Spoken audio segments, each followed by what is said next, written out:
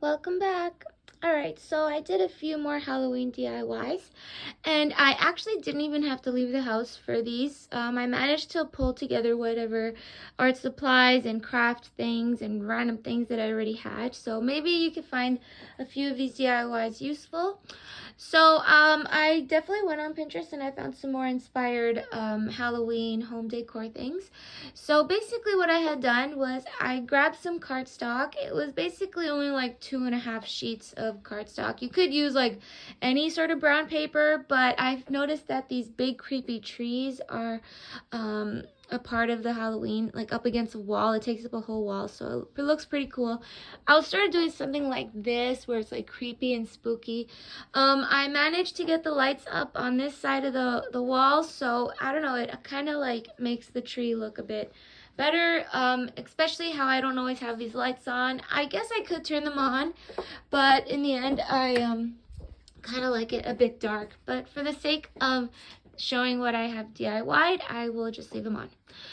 Okay, so that's the tree. Oh, and I just use staples, really. I just cut it and staple, very easy. You could also do that. It doesn't even take glue or anything. So here for my two ghosts, there's another one there, but these two ghosts, I actually had found an old lace curtain that I actually had. I didn't even need it because it was actually for the kitchen, but because the window was so small, these curtains are like shorter, but they're really like only $1 or $2. So I actually just found it because it was in my closet, and I'm like, I need fabrics that sort of have like a white ghostly theme to it. So then I found this one and I cut it in half. As far as the head, I went ahead and I got these like tin, it's like a tin box really, and it's in the shape of a circle. So I used the lid for one and the actual tin for the other. You can kind of hear that it's a tin. And then I basically just got some white paper and I stuck it. I just made like a circle and I stuck it right on. And then this one I had to do like a side rim because you could see the pattern that was on the tin, but I still covered it in white. And then I just cut out some eyes. And I really like the lace. I think it adds like a Victorian vibe to it because it's very like old-fashioned. They use lots of lace in those days. And so I just added the lace over the head, really. And then to secure it on the wall, it was so easy. I just got like a nail or a screw, basically, and I just like hammered it in a tiny bit. And the rim of the tin lid and the rim of the actual tin container sits on the nail, so you really don't even need to stick it to the wall in any complicated way. Just a simple nail or screw can do it. So I thought I would put it here by the door frame, only because the hallway was kind of like empty, but now it sort of like looks a bit better. So proceeding on, I made another ghost here too. This one I had found another pattern. It's like a white also with this really nice design on it. I found in like my objects bin that I usually keep random things in. I found this little circle and I just added 2 little eyes. I did the same technique with the nail. Here's a fun fact. If you don't have enough nails or screws, because I definitely use like a lot of them, like to hold things up when it's like not for staples, you could just get like a regular sewing needle. I'll show you. So I'm talking like one of these kind of needles. If you have these lying around, or you basically need something to just stick into the wall and you don't really want to go to the store for nails or screws, you could just go ahead and I cut this up in like 3 pieces with a pliers, or you can just bend it a few times and it'll snap. So you could basically make your own nails if you don't have any on you. So yeah. So anyways, next, I think I've already shown this, my autumn witch flower and my hat and my porcelain dolls, the creepy spiders, and my newest broom edition. Okay, so the next one, the lanterns, they don't actually turn on yet, but I do plan on buying like maybe little battery operated lights. I don't even know, maybe I'm just gonna leave it that way. I don't really care, but you're gonna laugh as to how I made these. These are actually, okay, so back a few years ago, like 2021, I was filming an American Girl stop motion, and I needed like small little candies to pretend as if the dolls were trick-or-treating. And so then I came across, I think it was like potato, it wasn't potato chips, but it was some kind of candy or some kind of chip or something, and it came in these little plastic containers. So there was like 20 of them in there. I ended up cleaning them, restoring them, and I turned them into little trick-or-treating baskets for the dolls. But then over the years, since I had spent so long making them orange, and then I had like spray painted it also, and then I added some metallic gold paint too. So they were like so bright and shiny. So I'm like, okay, I know this is like an old DIY from like 4 years ago, and it was made out of regular plastic that you find food in, but after cleaning them and taking care of them, I'm like, I gotta at least save it. So with the hole punch, wasn't that easy, but I hole punched a hole on each side, and then so there's two actually in one, so it's like this one and this one's upside down, and I glued it together, and I made a few of those. It was actually a bit difficult to get it up on the wall.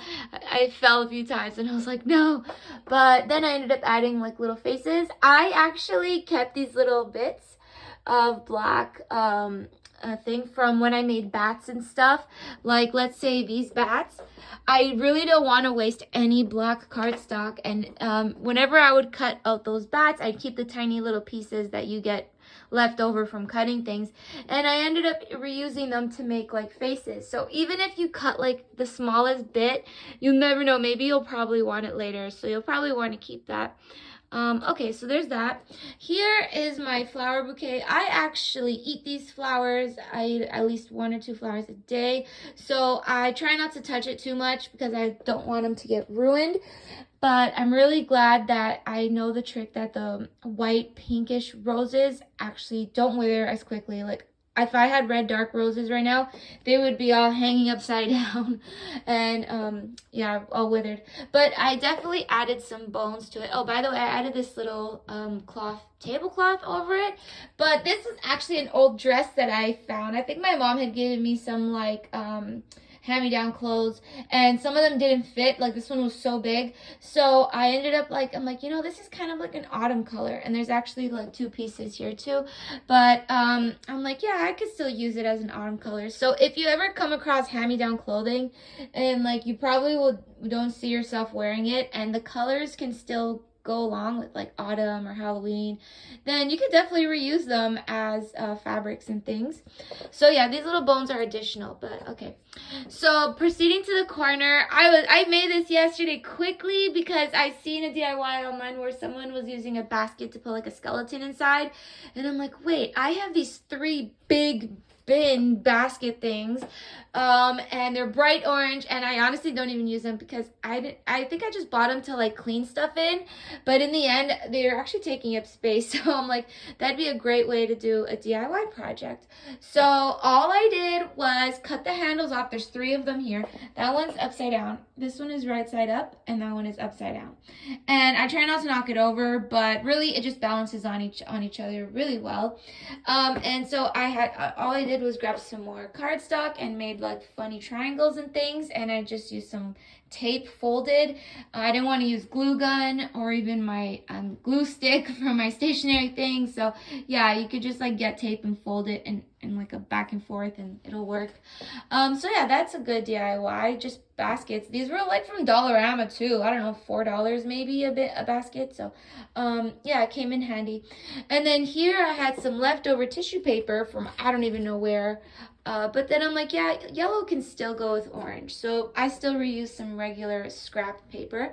This is my jack-o'-lantern. I just wanted to add him here because the top was kind of blank and the light kind of goes well. I don't really leave the light on often, but yeah.